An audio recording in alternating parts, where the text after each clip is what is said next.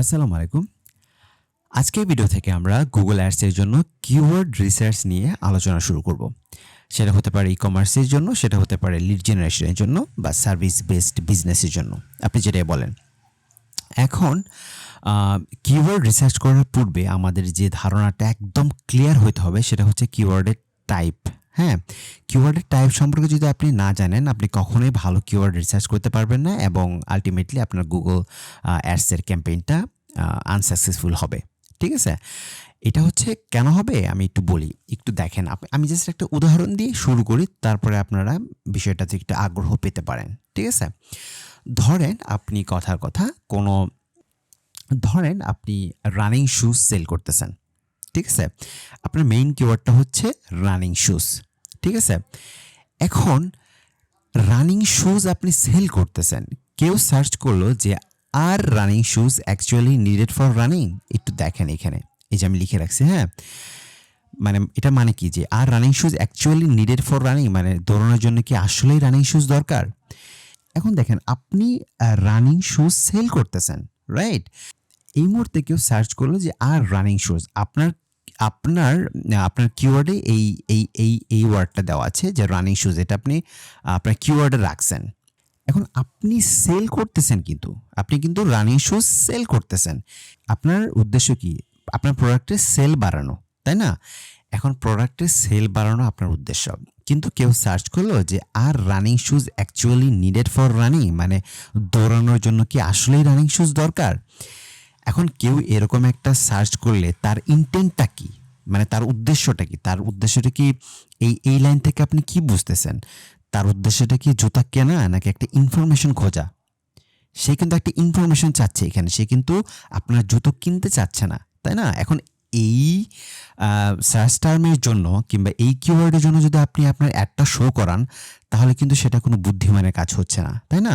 কারণ সে তো কিনবে না আপনার প্রোডাক্ট, রাইট? আপনাকে বুঝতে হবে যে এখানে কিন্তু সে সার্চ করে নাই যে বাই রানিং শুজ। যদি বাই লিখতো, এটা মানে যদি বাই লিখতো তাহলে বুঝতে হবে যে সে রানিং শুটা কিনতে আসছে। কিন্তু যখন সে লিখছে যে are running shoes actually needed for running, মানে আসলে দৌড়ানোর জন্য একটা রানিং শুজ দরকার কিনা, তার মানে সে একটা ইনফরমেশনের জন্য আসছে। তো সে যখন ইনফরমেশনের জন্য আসছে, তাকে আমি কখনোই আমার একটা দেখাবো না। ঠিক আছে? তার মানে আপনার তফাৎটা বুঝতে হবে, আপনার ইন্টেন্টটা বুঝতে হবে। আপনি যদি এই পার্থক্যটা বুঝতে পারেন, তাহলে কিওয়ার্ড রিসার্চ আপনার জন্য কোনো ব্যাপারই না। ঠিক আছে? আচ্ছা, আমি জাস্ট আপনাকে এই পার্থক্যটা দিয়ে শুরু করলাম আলোচনাটা। আপনি একটু বুঝেন যে আমরা আসলে এইটা নিয়েই আলোচনাটা করব। এখন দেখেন, আমি যখন গুগলে সার্চ করছি যে কিওয়ার্ড টাইপস, গুগল আমাকে এখানে দেখেন 14টা 14টা নাম, মানে কিওয়ার্ড টাইপস দিয়েছে এখানে। তো দেখেন এখানে ব্র্যান্ডেড কিওয়ার্ডস আছে, লং টেল আছে, এক্স্যাক্ট ম্যাচ, কমার্শিয়াল। এর বাইরেও আসলে কিওয়ার্ডের টাইপ আছে। যেমন আমি যদি এখানে সিট কিওয়ার্ড দিতাম, নিশ রিলেভেন্ট কিওয়ার্ডস দিতাম, ঠিক আছে? অনেক কিওয়ার্ডের টাইপ আপনি মেনশন করতে পারেন। আসলে এত টাইপ কেন হয়? আসলে দেখেন, আপনি যখন কোনো বড় বিষয়ে বুঝতে যাবেন কিংবা আলোচনা শুনতে যাবেন কিংবা আলোচনা করতে যাবেন, তখন আসলে যেটা হয় যে মানুষ আলোচনার সুবিধার্থে কিছু কিছু ভাগ করে ফেলে, বুঝছেন? তো এই জন্য এরকম বড় হয়। এখন আপনি প্রশ্ন করতে পারেন যে ভাই, আমি কি আসলে তাহলে পিপিসি কিওয়ার্ড রিসার্চ যখন করব, আমার কি এই সবগুলো কিওয়ার্ড সম্পর্কে আইডিয়া থাকতে হবে?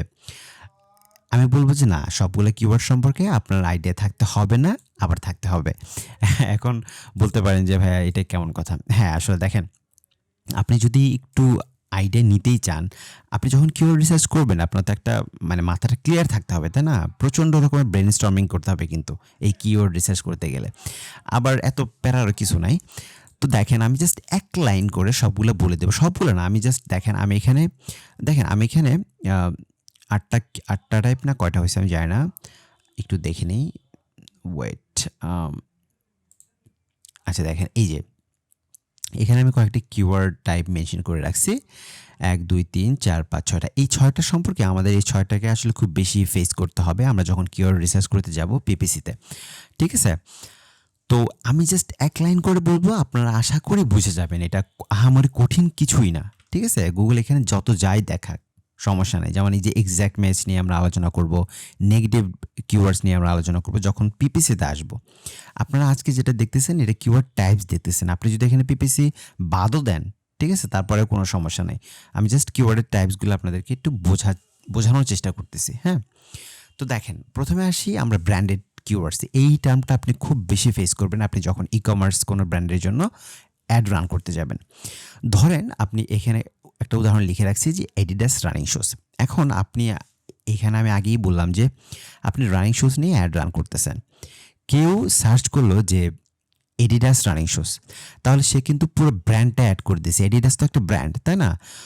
সে কিন্তু তার সার্চ টার্মে, তার কিওয়ার্ডে একটা ব্র্যান্ডের নাম উল্লেখ করে দিছে। যখন তার কিওয়ার্ডে বা সার্চ টার্মে ব্র্যান্ডের নামটা উল্লেখ থাকবে সেটাকে আমরা ব্র্যান্ডেড কিওয়ার্ডস বলি। এখন আপনার যে ক্লায়েন্ট, আপনি যার জন্য কাজ করবেন, সে যদি ব্র্যান্ডের নামের জন্য অ্যাড দেখাতে চায়, তাহলে আপনি কাজ মানে সেই ব্র্যান্ডেড কিওয়ার্ডসের জন্য অ্যাড রান করবেন, আদারওয়াইজ 100% এটাকে এক্সক্লুড করে দেবেন। হ্যাঁ, ব্র্যান্ডেড সার্চ টার্মের জন্য আমরা অ্যাড রান করব না, ঠিক আছে? কারণ কেউ যখন এডিডাস লিখেই সার্চটা করছে, তার মানে সেই এডিডাস সম্পর্কে ভালো জানে, সেই এডিডাসের জুতোই কিনবে, ঠিক আছে? ওকে, এরপর আসেন ইনফরমেশনাল কিওয়ার্ডস। ইনফরমেশনাল কিওয়ার্ডস কোনগুলো? যে আমি বললাম যে রানিং শুজ আপনি বিক্রি করতেছেন। এখন কেউ সার্চ করলো যে which running shoes are best for aged people, ঠিক আছে? এখন এইজড পিপলের জন্য কোন রানিং শুজটা ভালো? এখন সে এটা ইনফরমেশন না, আসলে এটা কমার্শিয়াল একটা কিওয়ার্ড হয়ে গেছে, বাট এটাকে আপনি ইনফরমেশন কিওয়ার্ডে বলতে পারেন, ঠিক আছে? তো এখন সে একটা তথ্য জানতে চাচ্ছে যে কোনগুলো আসলে ভালো হবে। এখানে সে একটা লিস্ট চাচ্ছে, হ্যাঁ, এইটা ভালো, এইটা বিভিন্ন রকমের জুতোর মধ্যে সে তফাৎ দেখবে, কিংবা কোনটা ভালো হবে, কোনটা মন্দ হবে, এটা একটু ভালো, এটা মধ্যম মানে, এটা বেশি ভালো। হ্যাঁ, সে কেনার আগে এটা ইনফরমেশন কিওয়ার্ড প্লাস আপনি কমার্শিয়াল কিওয়ার্ডস বলতে পারেন, ঠিক আছে? এইটা টোটালি, যেমন যে are running shoes actually needed for running, এটা টোটালি একটা ইনফরমেশনাল কিওয়ার্ডস, ঠিক আছে? কিন্তু এই কিওয়ার্ডটাকে আপনি দুটি কিওয়ার্ডেই রাখতে পারেন। এরপরে আসি লোকেশনাল কিওয়ার্ডস। লোকেশনাল কিওয়ার্ডসটা আমাদের খুব বেশি লাগবে আমরা যখন সার্ভিস বেসড বিজনেসের জন্য অ্যাড রান করব, মানে লিড জেনারেশন করব, ঠিক আছে? লোকেশনাল কিওয়ার্ড কোনগুলো? হচ্ছে আমরা তো জানি যে সার্ভিস বেসড বিজনেস কোনগুলো, যেমন পেস্ট কন্ট্রোল, রুফিং। কেউ সার্চ করলো ধরেন যে pest control service in New York City, ঠিক আছে? এটা হচ্ছে আমাদের লোকেশনাল কিওয়ার্ড। কিওয়ার্ডের মধ্যে যেন লোকেশনটা ইনক্লুডেড থাকে, ঠিক আছে? এটা আবার হচ্ছে কমার্শিয়াল কিওয়ার্ডস। আসি, দেখেন, কমার্শিয়াল কিওয়ার্ডস হচ্ছে সেই কিওয়ার্ডগুলো যখন, এই যে একটু আগে দেখলেন, যখন আপনার একটা পটেনশিয়াল কাস্টমার কোনো কিছু কেনার আগে আর একটু রিসার্চ করতেছে, ঠিক আছে? ধরেন আমি কথার কথা আমি একটা জুতা কিনবো, বাট আমি সেই জুতো সম্পর্কে আমি একটু রিসার্চ করব যে এই জুতার কোয়ালিটিটা কেমন, হ্যাঁ, এই জুতাটার ডিউরেবিলিটি কেমন, এটা কতদিন লাস্টিং করবে। তো সব কিছু সম্পর্কে আমি আরেকটু রিসার্চ করব, ঠিক আছে? সেটা হচ্ছে আমার কমার্শিয়াল কিওয়ার্ডস। আর ট্রানজ্যাকশনাল কিওয়ার্ডস হচ্ছে সেই কিওয়ার্ডস যেটা আপনার পটেনশিয়াল কাস্টমার একদম কেনার জন্য মন স্থির করে ফেলেছে। যেমন দেখেন, আমি এখানে উদাহরণ দিয়েছি যে বাই পারফিউম ফর ম্যান। এইটা লিখলে আমার একটা শো হবে, মানে সে কেনার জন্যই আসছে, ঠিক আছে? সে কেনার জন্যই আসছে। আমরা মূলত এই সমস্ত কিওয়ার্ডকে টার্গেট করব, ঠিক আছে? আর আচ্ছা, এই কমার্শিয়াল কিওয়ার্ডসে যেমন আমরা বললাম যে ওটা এই এইচরেফস রিভিউ আমি এখানে লিখে রাখছি কেন, যে ওই যে আমি বললাম যে কেনার আগে একটু রিসার্চ করবে, সে এইচরেফসের কিওয়ার্ড রিসার্চ টুলটা নিবে, কিন্তু নেওয়ার আগে সে রিভিউটা পড়তে চাচ্ছে, বুঝছেন? এটা একটা ব্র্যান্ডেড কিওয়ার্ডসও হতে পারে, কারণ এইচরেফস তো একটা ব্র্যান্ড হয়ে গেছে এখন, ঠিক আছে? কিওয়ার্ড রিসার্চ টুলের জগতে আর কি। তারপরে ধরেন ন্যাভিগেশনাল কিওয়ার্ডস, এটা খুব একটা আপনার জানার দরকার নেই, বাট আমি বলে দিই। ন্যাভিগেশনাল কিওয়ার্ড হচ্ছে সেই কিওয়ার্ড যে কিওয়ার্ডগুলো আপনি মূলত ধরেন যে আপনি কোনো পার্টিকুলার একটা ওয়েবসাইটে যাবেন, কিংবা পার্টিকুলার ওয়েবসাইটে কোনো একটা পার্টিকুলার ব্লগ পড়বেন, আপনি জানেন, ঠিক আছে? আমি এখানে লিখে রাখছি যে এইচএফস লোকাল এসইও ব্লগ 2023। তার মানে এইচএফস লোকাল এসইও নিয়ে যে 2023 সালে যে ব্লগটা লিখছে, আমি সেটা পড়তে চাচ্ছি। আপনি ডিরেক্ট সার্চ করলেন, ঠিক আছে? তো একটা কিওয়ার্ড আসলে আরেকটার মধ্যে ঢুকে যায়, ঠিক আছে? তো এই জন্য আপনি জাস্ট একটা আইডিয়া রাখেন যে এই কিওয়ার্ডগুলো আচ্ছা এইরকম, হ্যাঁ, আমি যে কিওয়ার্ডগুলো বলছি এগুলাই আমাদের সামনে যত রকমের আমরা যখন কিওয়ার্ড রিসার্চ করব, একদম প্র্যাকটিক্যালি দেখব, তখন এই সমস্ত কিওয়ার্ড আমাদের সামনে আসবে। ব্র্যান্ডেড কিওয়ার্ডস তো অনেক আসবে, ঠিক আছে? যেমন লোকেশনাল আসবে, তো আপনি এই কিওয়ার্ডগুলো সম্পর্কে এই যে বললাম, আপনি শুধু এতটুকুই জেনে রাখেন আপাতত, কোনো সমস্যা নাই এই জন্য, ঠিক আছে? আমরা যখন আস্তে আস্তে কিওয়ার্ড রিসার্চে ঢুকবো, তখন দেখবেন আপনার জন্য সব কিছু সহজ হয়ে গেছে, কঠিন কিছুই না।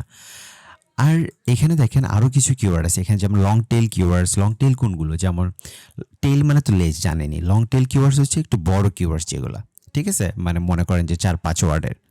আবার যে এখানে দেখেন শর্ট টেল আছে। শর্ট টেল কিওয়ার্ড হচ্ছে মনে করেন 1 ওয়ার্ডের কিওয়ার্ড, 2 ওয়ার্ডের কিওয়ার্ড, ঠিক আছে? এরকম। কমার্শিয়াল তো ওখানে দেখলেনি। মার্কেট সেগমেন্ট আছে। প্রোডাক্ট, যেমন প্রোডাক্ট কিওয়ার্ড কোনগুলো? যেমন ডিরেক্ট কোনো প্রোডাক্টের নাম লিখে যখন আমরা সার্চ করি যে আমার ওই পার্টিকুলার প্রোডাক্টের দরকার, তখন কিন্তু ব্র্যান্ডের নামও এসে যায়, তাই না? তো ওইটাকে আমরা ব্র্যান্ডেড কিওয়ার্ডসে বলতে পারি। আসলে কিওয়ার্ড একটা আরেকটার সাথে খুব বেশি রিলেভেন্ট, ঠিক আছে? খুব বেশি প্রাসঙ্গিক আর কি। একটা আলোচনা করতে গেলে আরেকটা চলেই আসে। লোকেশনাল কিওয়ার্ড বললাম, ট্রানজ্যাকশনাল বললাম, ইনফরমেশনাল বললাম, তাই না? ব্র্যান্ডেড। তারপর ইনটেন্ট কিওয়ার্ডস আসলে কি? দেখেন, ইনটেন্টটাই আমরা বোঝার চেষ্টা করব মূলত। আমি যাদের জন্য, আমি তো আমার একটা ক্লায়েন্টের জন্য আমি প্রোডাক্ট সেল করব কিংবা সার্ভিস সেল করব, তাই না? তো ওই আমার টার্গেটেড অডিয়েন্স যারা, তারা আসলে কোন ইনটেন্টে সার্চ করতেছে, এইটা বোঝাটা আমার জন্য সবচেয়ে বেশি গুরুত্বপূর্ণ। আপনি যদি এইটা বুঝে ফেলেন যে তারা এইটা লিখলে আমি আমার অ্যাডটা দেখাবো, তাহলে আপনার জন্য কিওয়ার্ড রিসার্চ হয়ে গেছে, ধরতে পারেন আপনি, ঠিক আছে? মূল কথা হচ্ছে আমাদের ইনটেন্টটা বুঝতে হবে, ঠিক আছে? তারা কি চায়। তো এই ভিডিওটা আমি শুধু আপনাদেরকে টাইপসটাই দেখালাম যে কিওয়ার্ডসের এতগুলো টাইপস আছে। এখন এই ভিডিওতে কিন্তু আমি গুগল পিপিসি অ্যাডের কোনো কিওয়ার্ড নিয়ে কোনো কথা বলিনি। যেমন এই যে আমরা যখন পিপিসির যখন আমরা কিওয়ার্ড রিসার্চ করব, তখন এই যে এক্স্যাক্ট ম্যাচটা এমনিতেই চলে আসবে, নেগেটিভ কিওয়ার্ডস এমনিতেই চলে আসবে, ঠিক আছে? এগুলো নিয়ে এখানে কথা বলার কোনো দরকার আমি দেখতেছি না, ঠিক আছে? এগুলো নিয়ে আমরা কথা বলবো।